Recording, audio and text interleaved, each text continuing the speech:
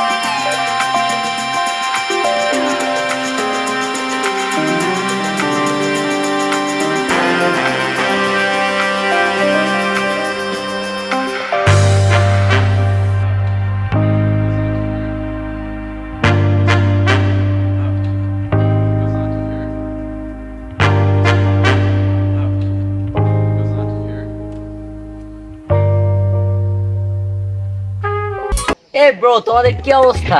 আরে ফাদ দিন না তুই পুরাই চেঞ্জ হয়ে গেছিস বেটা, তোরে তো চেনাই যাইতাছে না। হ্যাঁ, আমি সেই ফারদিন। আরে বেটা তোর তো পুরাই গেটআপ চেঞ্জ হয়ে গেছে, তুই কই থাকস? হ্যাঁ, এই গ্রামে আসলাম। আসলে তো আমি গুলশানে থাকি, তো আমি একটা বিজনেস করি। আরে বিজনেস করস? কাজ কি? আরে বেটা বেতন কত? আর এই কাজ হচ্ছে এসি রুমে বসে হালকা কলম দিয়ে লেখালেখি করা। আর বেতন কোনো মাসে 70, কোনো মাসে আবার 1,20,000 এই পাই আর কি। দেশে থেকে কি হবে বল? এই মাঠঘাট ক্ষেত খামার এসব হয় না। তোরাও চলে আয় আমার সাথে, তোদের কোনো একটা লাইনে ঢুকিয়ে দিব। দেখছো কি পপুলারিটি অর্জন করছি আমি? দূর থেকে সবাই চিনে ফেলতেছে আমারে। হ্যাঁ, আমি ফারদিন।